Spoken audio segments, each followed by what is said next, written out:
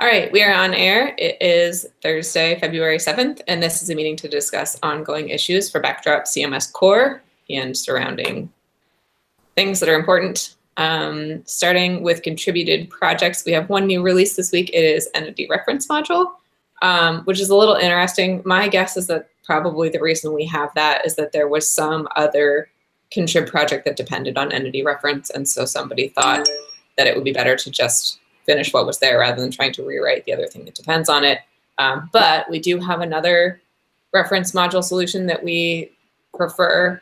So it would be good to figure out what that other module is that depends on it and take a look at that and see what kind of change is necessary to make those other modules that depend on entity reference depend on reference instead, and to see if what kind of backwards compatibility we can provide to make it easier for people who are porting modules that depend on entity reference to now depend on reference instead. Website related, in our outreach meeting, we talked in depth about the modules, themes, and layouts related changes, as well as search in general, which we'll also talk about a little later in this meeting. But you're welcome to watch that video to find out what we said.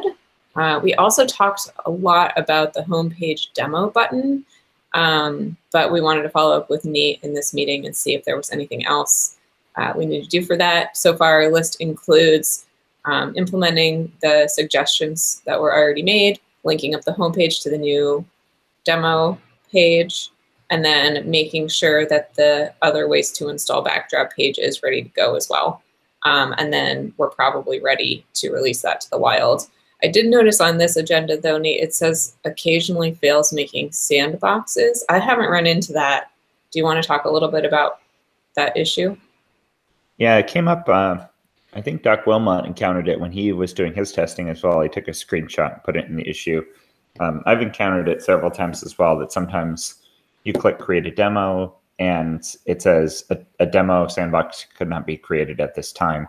But then you click it again and then it works. So underlying. One of my colleagues had a similar problem. I think I mentioned this before, where it seemed to be cookie related. So when he deleted all the Backdrop cms.org cookies from his browser, everything started working. And for them, I think it launched the sandbox, but then it freaked out at the end of the installer at some point with unexpected error.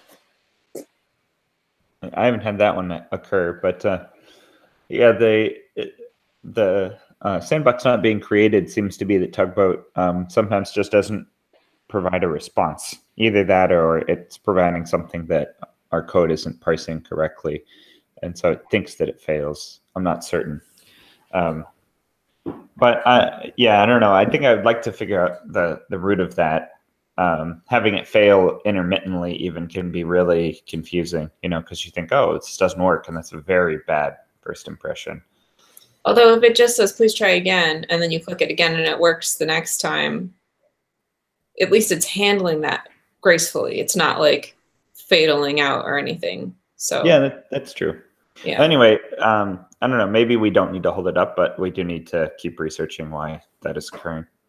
I feel like that problem is probably less bad than the now you have to create a Pantheon account experience that people get currently, which would just prevent them from trying it at all. Where I think if it's just a button click, they'll click the button again. That's not a lot of effort on the user's part. Yeah, I think that's better. Yeah, maybe we should. I'll just update the message to say, please try again. Like right now. I mean, right now, right now it says please try again later, and yeah, just try again right now. I think it's please try again. Exactly. Okay, then that would be great. And then I think we should still fix the issue, but I'm not sure that's a blocker. I think just the text change is all we need. Okay. All right, translation site update. I put a note here, Olaf, that you are planning on working that today, and I also added a note that we are going to meet after this meeting, so it doesn't look like Jeff's here. But if anybody else is interested in working on translation site stuff, maybe they should hop in that meeting. And also, Olaf has set up a localization specific Gitter channel. So Joseph, if you are working on a localization site and need help with anything, that might be a good place to jump into, especially if you're using the localization server to grab your translations. Right. Cool. That would be a good place to talk about those issues. Olaf, do you want to say anything about the translation server? Maybe shortly. I was ill last week, so I couldn't manage to do a lot of things, but I think so. Regarding a status, I think the most important thing at the moment is to get the English language files, so the source files for the translation server, and that is still an issue. There are two tasks. So the more difficult is to automate this. We talked about this a couple of times, and I think primarily QuickSwitch has some ideas about it. And the other one is to do it manually in the meantime, but also that turns out to be quite difficult because you have to do it via Drush, and so I set up a new local environment for this, and it doesn't work. And so, and yeah, I have had this a couple of times, and I lose a lot of time for this.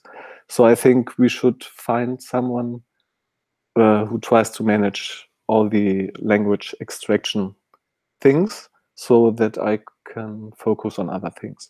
Yeah. And regarding the other things, it's at the moment I'm working mostly on the external of the website, how to present some things.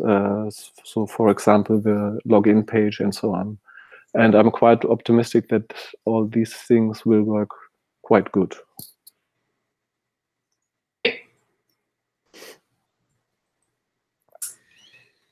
All right, so let's see. Next up is update on Backdrop Core. Nate, I don't think you were here last week, so I tried to run through a bunch of these issues.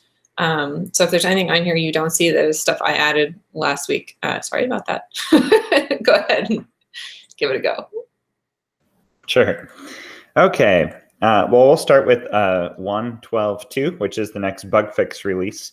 It has been 2 weeks now, actually 3 weeks, since the release of Backdrop 1.12, and we promptly came out with 1.12.1 to coordinate with the Drupal security release. We should probably get through the issues that are currently marked RTBC and then make a release for this as soon as possible. And Jen, I think, just typed in the schedule, possibly tomorrow. Possibly we should schedule it for tomorrow, which is even better. I think, yeah, let's proceed with that plan. Make a release tomorrow. Go ahead and make the release issue, and then schedule time, and then we should do that tomorrow. Yeah, of note, we have several really substantial issues that could be corrected.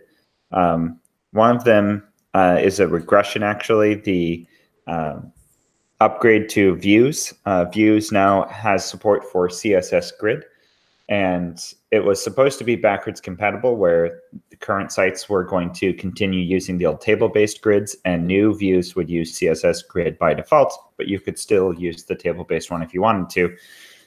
It turned out, though, that upon upgrading, all views that are using table-based grids get switched over to CSS-based ones, and that was not intentional. And so the issue 3494 adds an update hook that sets them all back to using the legacy table-based one if no property is defined. So new ones, if you've created a new one in the meantime, it'll use the new CSS-based one.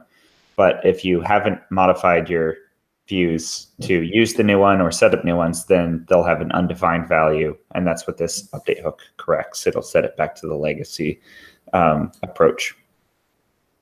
So that issue has been marked RTBC. Also, a recent discovery is that GitHub or AWS has changed something about the way that they authorize download requests. And since AWS and GitHub host all of our release files, something on their side is now being more strict. And Backdrop HTTP request is making it so that packages aren't downloading when you try to install new stuff or apply updates. And that's 3488. There's a pull request there that is also RTBC that will correct that problem. Unfortunately, there's nothing we can really do about previous versions. So for some people, they won't be able to use Backdrop's installer or core update, any kind of update functionality, depending on if AWS is being strict or not. It seems to be intermittent. Like, it depends on which AWS server you get connected to, it seems like. Anyway, so we can fix that at least, going forward. Let's see. And lastly, also kind of related to applying updates, occasionally core updates fail due to our .info files that are used for tests. Sometimes core processes the tests.info file inside of core modules, and that causes the core self-update to fail. And that issue is 1294. HerbDuel filed an issue or filed a pull request to correct that, although he's unable to reproduce the problem. So anybody that is experiencing that problem, if you could try that pull request, that would be really great to know if we're going to solve the problem with that fix or not. I think the code that he submitted is going to be fine either way. Like, we should go ahead and merge it because it's not going to hurt anything. But it would be great to know for certain that we've actually fixed the problem. Let's see. There's also a couple more RTL issues that we've been highlighting, right to left language issues. There's two more that are in the 1.12.2 milestone that need review, and one that is RTBC, and two more that need patches or need pull requests. So that's great. I'm really happy to see those RTL issues continue to roll in and continue to be corrected. Sorry, can I ask a quick question? I asked this in Gitter, but I didn't get a response. What's the current policy with regards to bug fixes specifically, and the milestone candidate tag that we use? Do bug fixes still go automatically to the next bug fix release, or do we need to discuss it and have approval by a second person to set the milestone? Jen, do you want to cover that? Sure. So I think for bug fixes, as long as the issue has a pull request, it can get tagged with the label. If it doesn't yet have a pull request, then we need to have confirmation that it's high enough priority that it ends up in master. So then these numbers need to be updated to 5. I just filed another 3 RTL issues, and they all have pull requests. I was just wondering regarding that. Yeah. I'll leave. One of them specifically was a bit awkward. It had to do with the way that special characters like greater than and lower than are treated when text is wrapping in left to right. But I'll leave that for the end of the meeting to discuss if we have time. Yeah. Also, I think that's good to get additional eyeballs on things. But if anything is marked RTBC, regardless of its milestone, I frequently check the entire RTBC queue.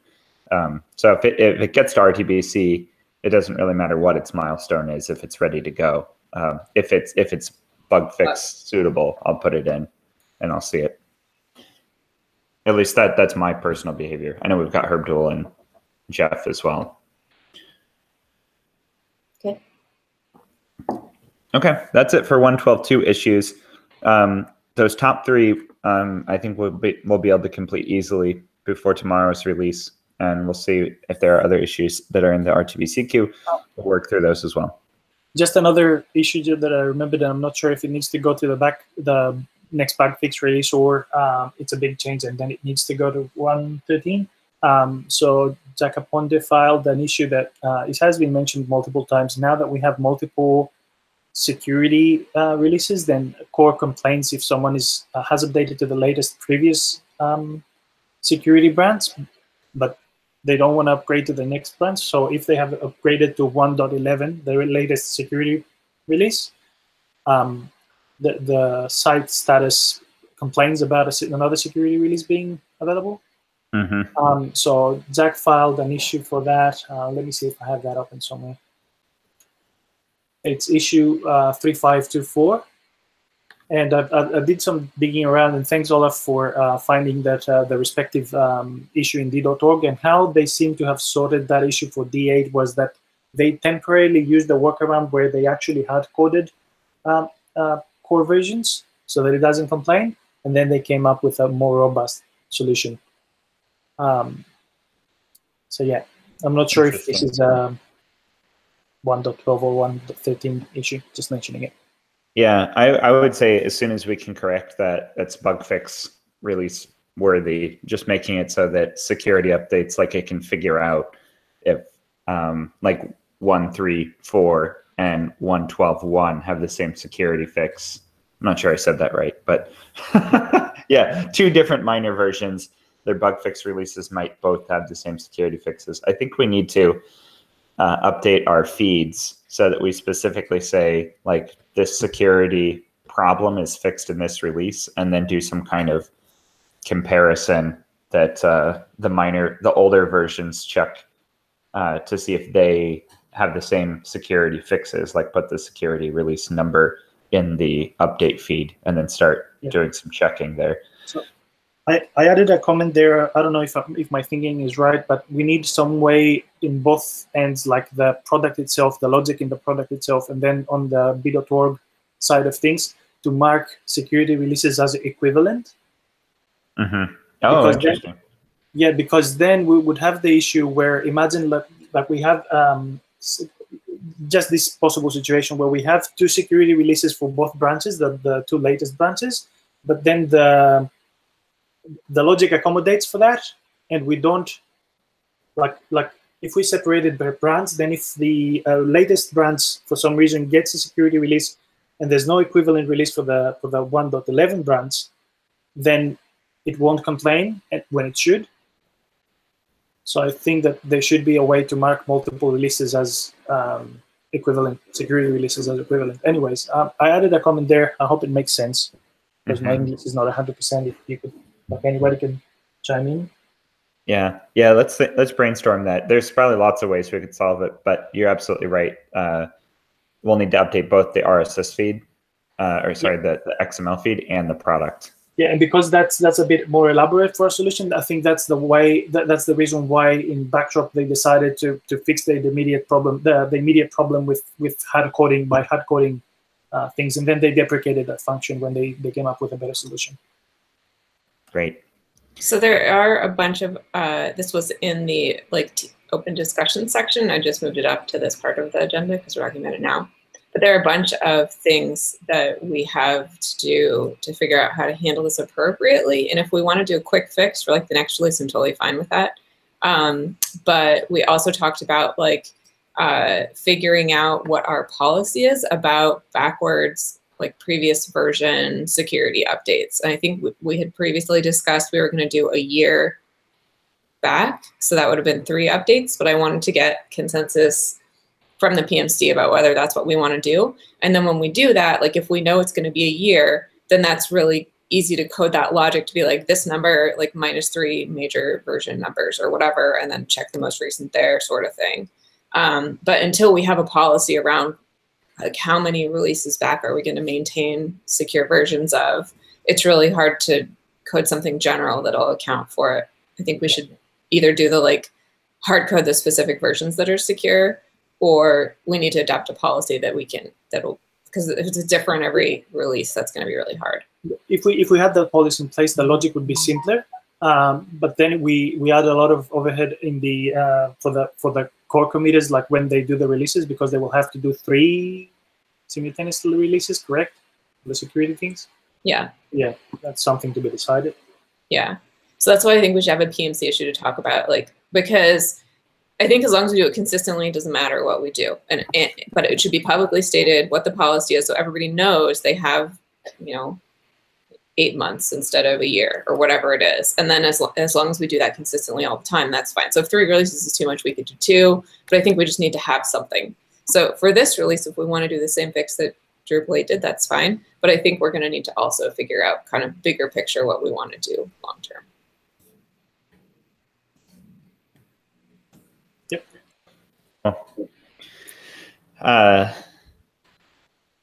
Sorry, I was answering another issue during that. Is that you're just saying that we just need to open that discussion?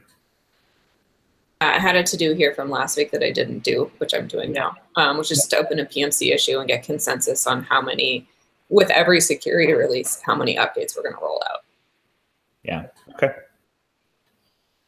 I actually just remembered that you asked me to file that issue last week. Then sorry, didn't get to it.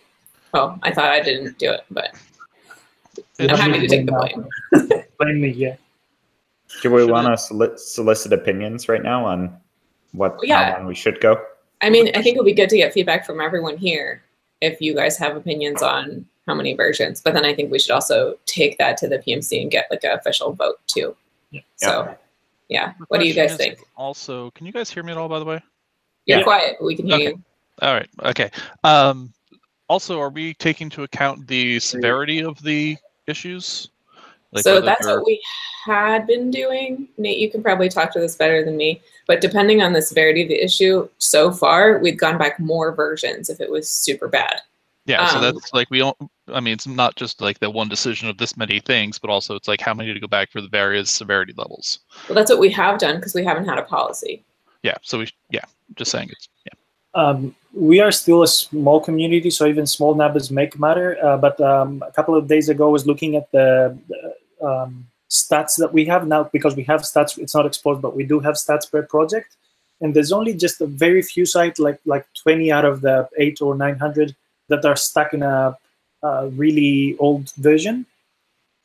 Not to say that we shouldn't fix it, but just to take this into account. If you take a look at the statistics page, that will provide insight, I guess.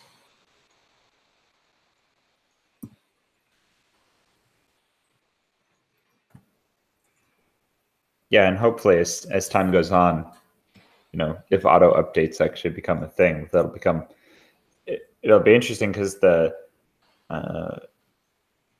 sites might update more frequently, but also people might stay on minor releases longer if they auto update security fixes, right? And so it would actually make it more valuable to provide a longer release lifetime for minor versions, like if we were applying security fixes only. Like, because that would be our initially default auto update setting would be security fixes only, right? Yeah, just a quick stats there. So from the usage, it seems that out of the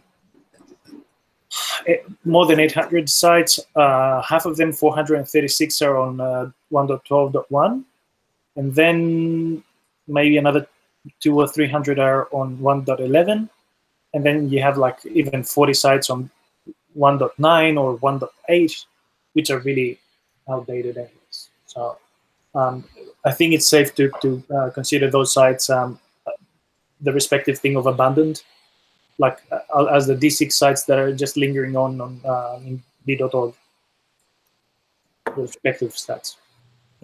Maybe if people update their backdrop sites like updating Drupal sites, it might not necessarily mean that. My blog is probably one of those. Do we have a hack target? Oh, Yeah. Oh, I apply updates when I know that something is really bad. Yeah, I know I'm not setting a good example. All right, let's just ignore that I said that, and maybe. Do we have any other opinions on how long backward we should support security updates? I like 1 year because it seems like a lot of time for companies that have a site to get the update done. And it also is a very easy amount of time to remember. I think if we did 2 versions, it's 8 months is hard for people to keep track of. Like, oh, well, it's the version 8 months ago from now. I am concerned about the amount of overhead that puts on core developers. But I think from an end user perspective, 1 year is a nice, easy number that gives people enough time. Yeah, and I think the same. Yeah, that means that, so let's see, for a security update, you'd have to do the head, which is the next version, and then you'd have to do the current version, and then, oh, I guess just back 2. So that means 4 releases for every security, or 3 releases for pull requests for every security issue. But the oldest one would merely have that single sort of like patch, just the security updates, nothing, no features. Nothing. Yeah, nothing else. Yep. I also like that time. I'm thinking about how much effort it is. But yeah, let's discuss it further. My initial inclination is to support that as well, even though it's more work. So I'm not sure. Because, Jen, you said the time span is difficult to remember, but I think many people don't think about a time span, but in versions. So the last version will be supported. That's quite easy to understand, I think. So you should also consider if it's not too much, if it's easier to make one, but that consistently might be better. And I think it's also easy to understand. Yeah. Two versions back? So just this one plus the previous one? Is that what you're recommending? Yes. Okay. Yeah, that does also make it, I like your point, Olaf, about we should be consistent. Like, it shouldn't be sometimes they get more and sometimes they get fewer, with the exception of maybe something that's really catastrophic. And then like Dribblegeddon 2, which is the one that we went back 3 versions for, just because that was the second worst security vulnerability ever in Drupal. But I think most people aren't going to know the difference between, like, their site says there's a security update. How would they know if it's catastrophic or not? Like, right. I think we need to be consistent. Yep, agreed. Or we could have that little red dot that we put in the admin bar start flashing if it's like a critical update. Add Blinky. Okay. This is really serious. Yeah, let's carry on. Let's see. So those that's a summary for 1.12.2, which is not a security release. We're just thinking about security as well, but that should be coming out tomorrow if we complete all of these. Not if, but it will come out tomorrow, and we hope to commit all of the RTBC and related downloading and updating issues as well. For 1.13 will be released May 15th, 2019. And large ticket items that we have slated for 1.13 include Dashboard. Dashboard is issue 495. There's a working pull request there that adds essentially a port of the total control module from 777 to Backdrop. I think we need, we need some feedback and thoughts there as to what we can put on that dashboard and how it should work. Technically, it's looking great. Usefulness wise, I don't know. I mean, maybe its usability is great, or its usefulness is great, but in my opinion, it's overwhelming. Discussion is proceeding in issue 495 around Dashboard and how we can make it more, maybe more useful, less overwhelming, both of those things. Do you want to say anything, Jen, about Dashboard? Just that we have sort of a good working prototype that we can put in at any point, and then there's a whole bunch of feedback about other things that could be added.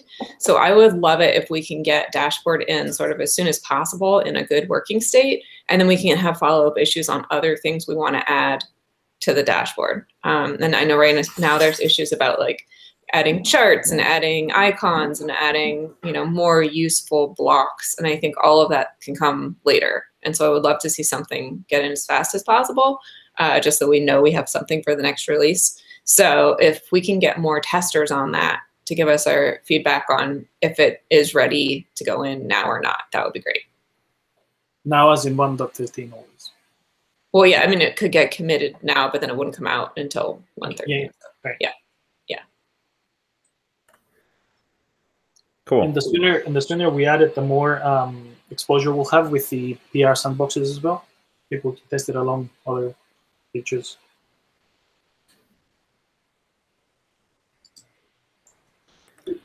Let's see. Also, an issue that is following up on work from 112, 3455 is adding translatable strings to core config files. Herbdol has started actually adding those translatable strings to config files, and he started with looks like views and image styles, views, layouts, and image styles. Excuse me. Boy, he really is swinging for the benches there, because those are like the most complicated things you can do. But that's awesome. That will make it so that the string extraction translator, the POTX module, ultimately will be able to pull out translatable strings from config files. We already have the APIs in core in 112, but this is going through the config files and starting to populate which strings within those config files are translatable. So that's awesome. That pull request needs review. I don't think there's been any code, anybody trying it out yet, but that would be helpful. Let's see. Also, package signing is issue 1992, part of our automatic updates functionality. We got an updated technical like proof, basically, from John Franklin, with an alternative for package signing using OpenSSL as its basis for signing. It looks kind of promising, possibly also has the advantage that, unlike the previous approach that I had filed, it does not require external dependencies, or sorry, it doesn't require any new like bundled dependencies. So that's another potentially like promising implementation there that could make it so that our transit of packages is safe and secure. Let's see, and then Jen, you added a new issue on here, fixing search. Looks like there's a new meta issue in here that Gregor is linking up, 1332. Do you guys want to cover that? Yeah, so we talked about this, I think, in detail in the outreach meeting, because it relates to the work we've been doing on the modules, themes, and layout pages for backdropcms.org. But essentially the takeaway is that the search module that's in core is super wonky, and there's very little of contrib that actually extends it. I checked 1,000 contrib projects in Drupal, and none of them implemented hook rankings, or hook ranking, or whatever it is. So I think it's sort of low-hanging fruit for getting a rewrite. I think we would break very little if we were to replace the existing search with something better. And it would be pretty easy to add just new API functions for the new search and leave the old one marked as deprecated. So I have a core patch in currently that fixes search so that titles are ranked more heavily than body. That does have an API change in it. But I think that there's a whole lot more we could do to improve that. So we have a meta issue to talk about all of the things that are wrong with search. And I think we should consider looking at entirely new ways of solving the search problem rather than what's in there now. In particular, I would love to make it so that that search index table was exposed to views and people could make their own searches on it in the same way that you build views against other tables.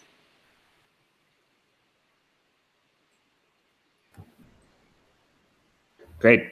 Yeah, I might be making this up, but I do believe that,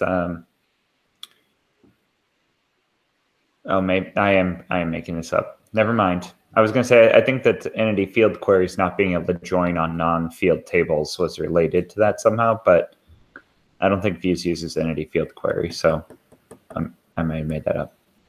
Yeah, views, I don't think uses DBTNG. Like, you have to provide in hook rankings like a MySQL string that contains logic for Mhm. what you want to do, which is really bizarre. And that's why it doesn't work anymore since 777 actually.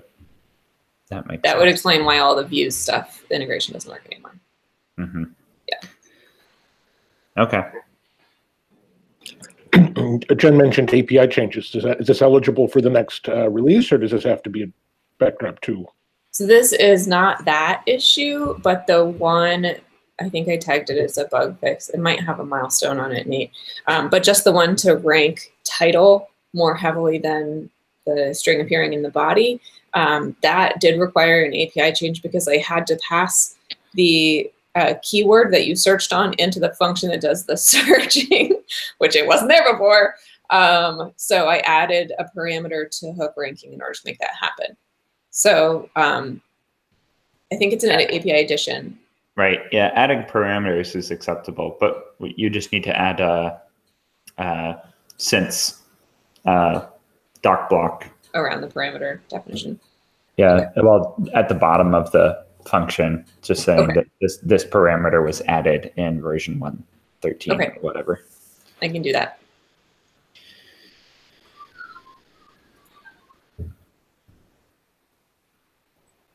Okay. Well, those 4 items are the ones that we have on the agenda for 113. There's other potentials out there, I would believe, that could also become areas of focus for 113. But we don't have them anything else on the agenda. So I think that's it. So can I just ask, there's no process for like group deciding what is the next priority? It seems to me like things get added to the agenda just by somebody getting excited. Is that correct? And I mean, you know, could there be a more strategic thought about that? Like what do we think as a group we should really focus on? Yeah, I mean, I think it's anyone can add an item to the agenda sort of thing. You just have to either ask for access to edit the document or ask someone who has access to the document to put it in. And we can talk about it at a meeting. And it remains on the agenda if everybody agrees that it's something we should keep talking about. And sometimes it gets removed from the agenda if it's like, well, we've talked about that a million times and I don't want to keep talking about it. It's not making any progress. It's obviously not a priority. So if you have something that you think is a priority that we should talk about, we should definitely talk about it today. And if everybody agrees it's a priority, we should keep talking about it until it gets done. So anyone can make that recommendation for what goes on there. Sure, I get that, but anybody can make, but that sort of process, and I understand the reasons for this, always requires that for something to proceed, right, it's got one person that's advocating it for it. Is there, and is, you know, and this goes back to other group, or, you know, other open source projects as well. Is there any merit to like having a discussion about as a group, what do we think we really want to focus on for the next issue? You mean just a dedicated discussion to like, what are our priorities? Yeah, maybe, you know, like rather than just waiting for somebody to add something for us to say strategically, like what is the gap we have? And, you know, maybe something emerges that, hey, it's really important, but it's just none of us are listing it as our top priority. And you know, but if we decided as a group it was important, then people would get behind it. I don't know. I'm just throwing that out there. I'm sure this discussion has been had before. I would love to do more strategic planning. I think we've been very sort of what are people already working on planning rather than what do we need kind of planning. I don't know how to make that happen. Do you have any recommendations on like, I don't know either. Having like a dedicated meeting to talk about it would be good. Like this meeting, we're very much talking about like what is the stuff that's already going on.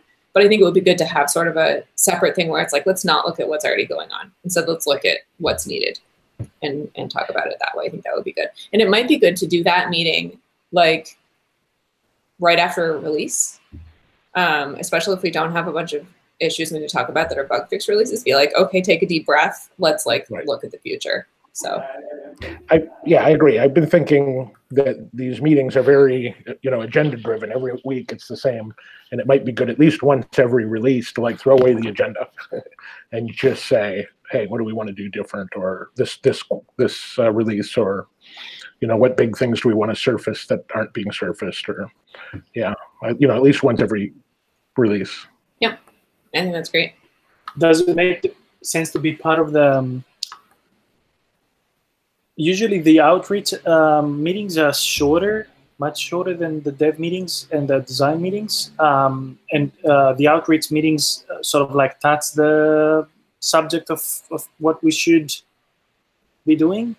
Does it make sense to dedicate the first outreach meeting after the minor release to just that, or prioritize that? We could. I think the problem with that is that we don't get as many people in the outreach meeting, and I'm not sure if anyone can, like everyone who's in this meeting has time during the outreach meeting to join in that conversation. Whereas I think we want feedback from all of the people who are working on core and working with Backdrop to weigh in on that. If it wasn't called an outreach meeting and it was called a strategic decision meeting, I think more people would join. Okay. Well, we can try it. Does anyone have any objections to trying it? I'd prefer a regular dev meeting, Just for time-wise. timing? Yeah. Yeah. Time-wise, okay. What we could do is, Gregory, like we could have a meeting during the outreach meeting, and then we could summarize that discussion during the dev meeting and make sure that everybody in the dev meeting has a chance to weigh in on it too. Yep. And even if that means that dev meeting runs a little long, I think that would probably still be good. Okay. Makes sense. Okay, so we'll try that. We'll try it after the next release. But Tim, do you think we need to have this conversation before the next release? No. Not necessarily. I mean, I maybe for outreach purposes only, not necessarily for the dev stuff. Okay. But I wouldn't mind having a meeting regarding outreach, which isn't just like updating us on what we've been doing. Yeah. We have an outreach meeting where we say, what should we be, what are we not doing? What's not on our agenda that should be? Yeah, I struggle with that a lot. I think I don't know where to get those ideas. Like I can ask that question. Well, part of the way to get those ideas is just to occasionally throw away the agenda, I think. Maybe. Okay. Yeah. All right. Yeah. Or also, there are a lot of things that are priorities that there are things that should be priorities that have been in agendas past, but when a lack of movement on them was just making us repeat ourselves, we took them off the agenda, right? But those items are still important, like from an overall project direction, but there just wasn't enough enthusiasm to actually push them forward. I think one such item was the automatic updates. We thought it was too hard to be done, so we kept pushing it and removed it from the agenda until Jeff worked on it and said, you know what, it's easier than we thought. There you go. Yeah, which was amazing. Yeah, and then it came back, and now, Yep, and there are other items like that as well, going all the way back to, the small digit numbers of issues. The dawn of Backdrop, yeah. That might be fun for somebody to look at like an agenda from January 2014 or something and see what were we thinking of back then and did we get it done or not? When I'm fed up with many issues, what I usually do is I sort the issues by date, like the early two-digit number, digits, and some of them are really 2.0 decisions as well that they left there. But see, like number 37 that we got rid of.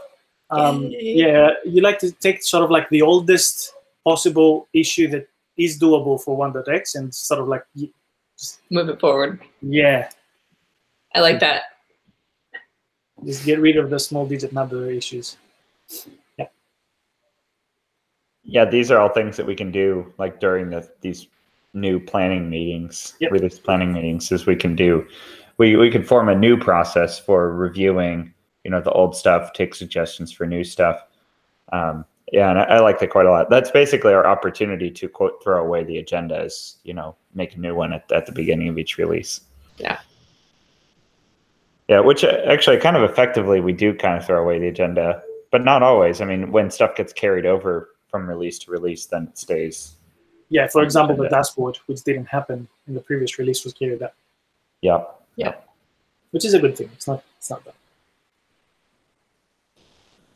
Okay.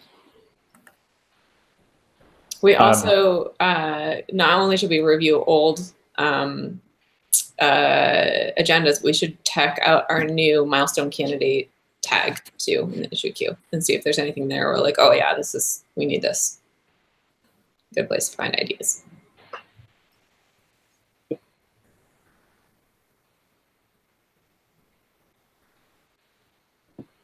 All right.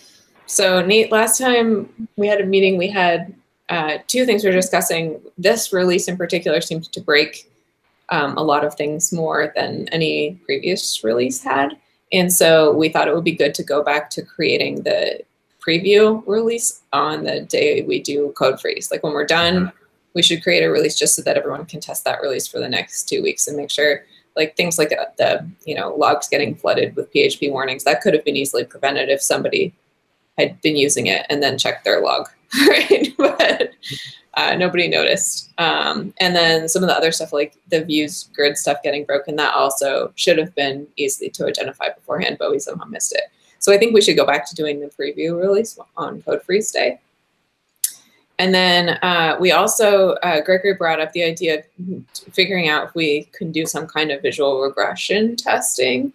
And maybe we should do some research to see if any of the tools that are out there might support open source software projects and give us a free account, and see if there's anything we could do with like testing screenshots or anything like that to make sure that like admin interface stuff stays the same. Yeah, we are actually using a software in the agency that I work for, and I can reach out to the guy that is providing the support and mention if you would be interested to provide us a free account, and we in return sort of like do the same thing as in Tugboat. We just mention it as a form of advertising. Yep, I think we have a bunch of organizations on our thank you page, including like Browser Stack and stuff that have given us free open source accounts. We could definitely put them there. Yeah. The one that I'm talking about is called Diffie. Diffie? Yeah. It used to be called something else, and they changed the ownership, something like that.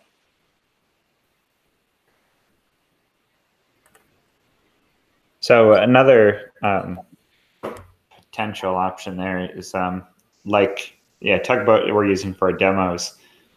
Tugboat has that functionality as well, that it can automatically post to a pull request, like a link to a visual diff.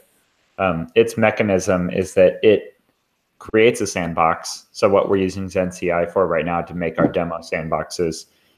Tugboat's primary purpose is creating sandboxes, and then it has an additional functionality of then using that sandbox to do the visual regression testing. Which could actually cause some problems if a user was fast enough that they signed into the demo and then started like creating content or modifying it prior to the screenshots being taken. But I think it's probably not much of an issue there.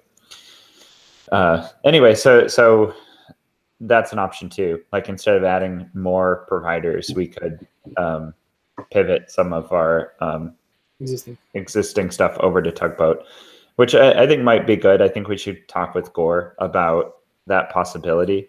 I'm not real motivated to move off of ZenCI for sandboxes because they set up themselves so freaking fast and they last for a really long time. And we overall have had fairly minimal problems with them. Yeah.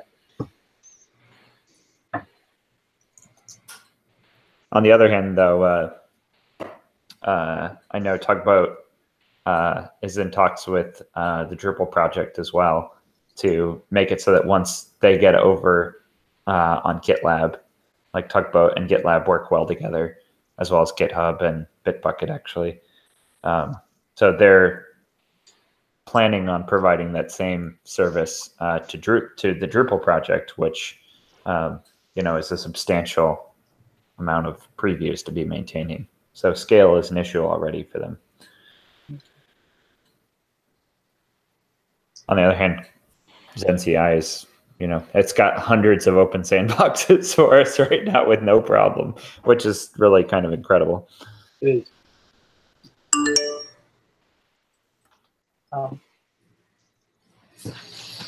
It seems like we're running out of time, and I wanted to bring up 2 issues, but I think I don't want to eat anybody's time. It's just that there's one specific issue that I'd like to bring attention to. It has to do with RTL issues that I've been working on. It's 3526, and it's the one with the weirdness that I said the way that RTL works, and it seems that I was trying to find for solutions, and I pinged Shabby Baum, who has more experience with RTL.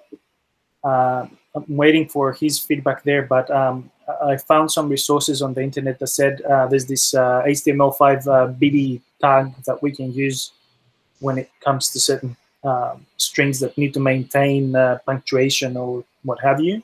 And it seems to work, but there's no IE support at all.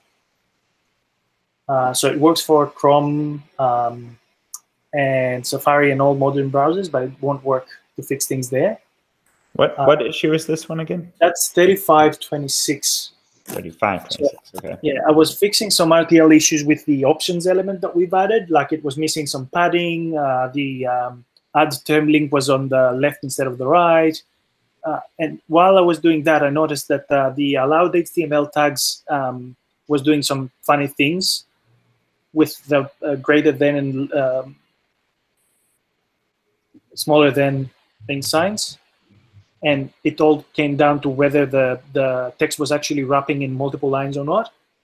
And I did some research online to see if this is a problem, because I noticed that the same thing happens with dots, that they go to the opposite side of where they were expected to be.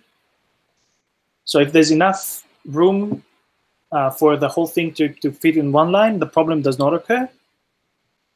When things start wrapping in multiple lines, some weird things start happening with whatever might be considered a punctuation.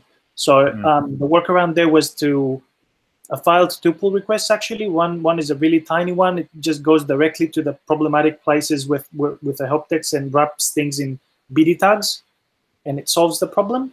And the other one is a more sort of like, as I say, bold pull request. It replaces the filter XSS display allowed tags function, which it's a one-line function. All it does is just explodes the allowed tags and wraps them into greater than, smaller than signs. And I replaced that with a thing function that actually renders the thing wrapped in BD tags. Yep. Yeah, those things seem like they could easily work. I mean, we could also, wrap each individual HTML tag in an individual code tag with a class on it or something like that, and then make it so that, or wrap each individual tag in something, and then use CSS to make it so that it has white space, no wrap on each individual tag to keep it all together. Like the letter of the tag and the greater, smaller sign for each individual one of them, you mean? Yeah, exactly. So wrap HTML around each individual tag name, including I haven't tried that one. Greater than sign, and then say white space, no wrap on it, and that'll keep it all together per tag. Okay. Or it should.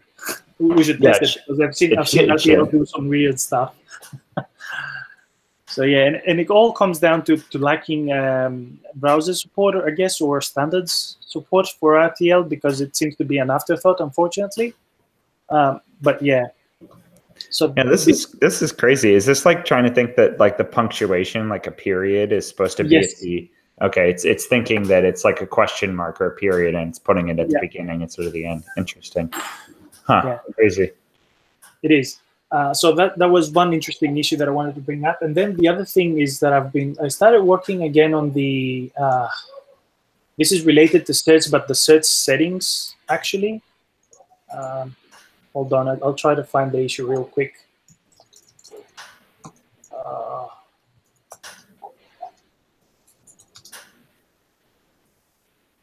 Okay, the issue is 3385. So I started working back on November on that one, and then I had some time during the week because I was looking at that page and it pissed me off the way that it is now.